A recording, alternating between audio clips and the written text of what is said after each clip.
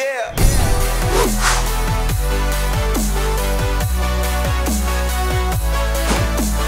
Welcome back to the Gridiron Expert, bringing you some of the best college football news, predictions, and analysis. Our final Saturday college football game of the year will be the Armed Forces Bowl, as Southern Miss takes on Tulane down in Texas. The Golden Eagles back in the postseason after missing out last year, finishing this season at 7-5 and making their fourth bowl appearance in the past 5 seasons. So Jay Hopson continuing to do a phenomenal job down in Hattiesburg, even in a year that many thought Southern Miss could win the Conference USA Western Division, still a very solid year getting them to the postseason. Tulane, under Willie Fritz, they are back in the postseason for the second straight year. Second straight season they have finished at 6-6. But when you look at the Green Wave, you can't help but think what could have been. Because Tulane started the season at 5-1, but finished 1-5.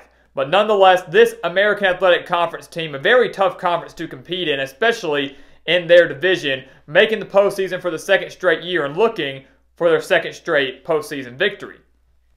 When you look at these two teams offensively, the first thing that stands out to me are the numbers that Tulane is putting up. But more specifically, it's the numbers that their quarterback, Justin McMillan, is putting up. McMillan ranks 3rd in the nation in quarterback rushing scores. You did hear that correctly. Justin McMillan from Tulane, out of the American Athletic Conference, is number 3 in the country when it comes to quarterback rushing scores. McMillan rushing for 704 yards this season and 12 touchdowns. He's also added over 2,200 yards through the air, 14 touchdowns, and 10 interceptions. So while his passing numbers are not great, and especially his touchdown to interception ratio is not great, what he lacks there, he makes up for with his legs on the ground. He's a very dangerous dual threat quarterback that this Southern Miss defense is going to have to hope and try to contain. But collectively, Tulane's averaging over 30 points per game, 33.3, and is very balanced and very explosive. 205.3 passing yards per game, and then 249.8 rushing yards per game, and McMillan contributing to a lot of that. So this offense is very dynamic and a lot more explosive than Southern Miss's offense, one that is just a little bit behind Tulane.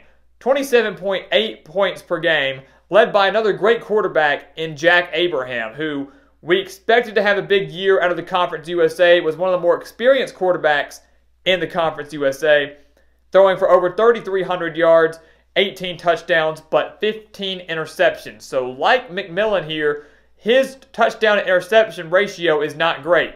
Abraham does not have a great touchdown to interception ratio. And he doesn't have that great dual threat ability to make up for it like McMillan does. But he does have very solid experience and experience in some big games that might benefit the Golden Eagles in this one. But when you look at them offensively, the key number to look out for is not their 288.6 passing yards per game they're putting up. It's the 122.4 rushing yards per game. That is the key in this game right here. It's whether or not Southern Miss can run the ball and run it effectively. Because we know they're going to lean on Jack Abraham. If you've got a solid and experienced quarterback, you're going to lean on him. And when you're averaging nearly 300 passing yards per game, you're not going to all of a sudden change your scheme and go run heavy. But Southern Miss has been held to under 100 rushing yards 4 times this season. And in those 4 games, they went 1-3.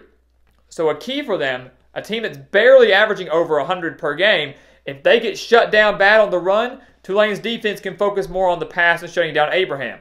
But if this Southern Miss rushing offense can get up to $125, $150, around or above their season average per game, then this is going to give them a way more balanced offense going up against a subpar Tulane defense. So that is the number and the key to watch out for Southern Miss offensively. Defensively, points per game, these two teams are very similar. Southern Miss allowing just 25.9 points per game. Tulane averaging just 27.4 points per game. So both of them's not great marks, but not bad when you've seen some of the other teams we've been looking at throughout this postseason. But Tulane, is more generous across the board when it comes to the yards per game. That's something that they do not own the edge in. I would give them the edge offensively in this one. I don't think I would do the same defensively, as Tulane's allowing 214 passing yards per game and 164.5 rushing yards per game. So remember, we said that Southern Miss, the key in this game, if they want to win, is going to be trying to find some sort of success on the ground, because Tulane's got the 1-2 punch. They can throw it extremely well with McMillan. He can also do it with his legs, take along with everybody else on that offense, and Tulane will do just fine. I mean, 249.8 rushing yards per game. Southern Miss does not have that benefit, so that's the key to watch out for, and they're going up against a very generous Tulane defense in this one. Southern Miss, on the other hand, they are not as generous. They are against the pass, 238.5 passing yards per game, but like on offense, the number to watch out for is their rushing defense, where they allow just 111.8 rushing yards per game. So that is not a lot, and that spells bad news for Justin McMillan and this Tulane offense, once again averaging nearly 250 rushing yards per game. So either Southern Miss will continue their dominance defensively, or Tulane is going to be able to crack that and be able to get some huge plays on the ground. So those are two numbers and two stats that you need to watch out for that can very well shape the outcome of this Armed Forces Bowl. Once again, the final Saturday of college football. So who are we going to pick down in Texas, down in Fort Worth? You know, you look at this game, and people like to say that's very even. And I would say defensively these two teams are a little bit, but we give the edge to Southern Miss. Offensively, they are relatively even, but we give the edge to Tulane. And sometimes when you look at smaller programs like this, a Conference USA team and an American Athletic Conference team, people don't know a whole lot about them. And they quickly go to see what their records are. And in this case, Southern Miss being at 7-5 and Tulane being at 6-6, they'd say, we're going to give the Golden Eagles the benefit of the doubt. They have a better record. And I once again want to say, pump the brakes, not so fast, as the great Lee Corso would say. Those numbers can be very misleading. Southern Miss, while they are 7-5 and while they have had a great year in their conference, all 5 of their losses have been by at least 15 points. So they've won their games either handily or close, but all their losses have not been competitive. So it's either win or get blown out. We mentioned that for a couple other teams in our previous predictions as well. Out of those 5 losses, that includes back-to-back losses to end the season, an 18-point loss to Western Kentucky, and a 17-point loss to Florida Atlantic. So this Golden Eagles team is not competitive in their losses. So keep that in mind here. 5 losses, all by at least 15 points or more. Some people like to look at trends, and they say, okay, we see that. We see those numbers. But Tulane, what about them? They're 1-5 down the stretch. They started 5-1, and they went 1-5. And while that does look bad, first off, they're in a better and more competitive conference in the Conference USA. Second off, 3 of those 5 losses were by 1 possession, and that includes a 3-point loss to Central Florida and a 3-point loss to Navy, arguably 2 of the best teams in the American Athletic Conference this season and have been in recent years as well. 2 very different but explosive and balanced offenses that Tulane had to go up against, and they took them down to the wire in both those games. And then there was one other one as well. So 3 games decided by 1 possession, 2 of which coming against better teams in that conference, something that Southern Miss was unable to do. And because of that, that is why we are leaning Tulane's way in this game.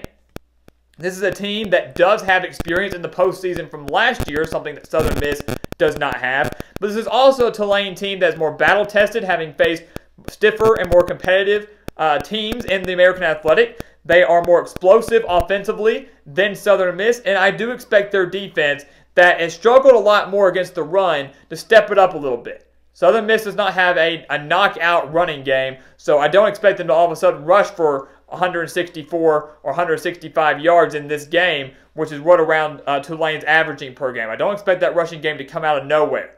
I expect Jack Abraham to have to win this game solely by himself. Tulane's going to be able to hone in on that, and the Golden Eagles aren't going to have an answer for the dual-threat quarterback in Justin McMillan, who once again ranks 3rd in the nation in quarterback rushing scores. So Tulane goes down to Texas, wins the Armed Forces Bowl, finishes the season with 7 wins, in back-to-back seasons for the first time since 1997 and 1998. Willie Fritz is building something down in New Orleans, and if you haven't figured it out now, you just did. Keep an eye on the Green Wave going in to 2020.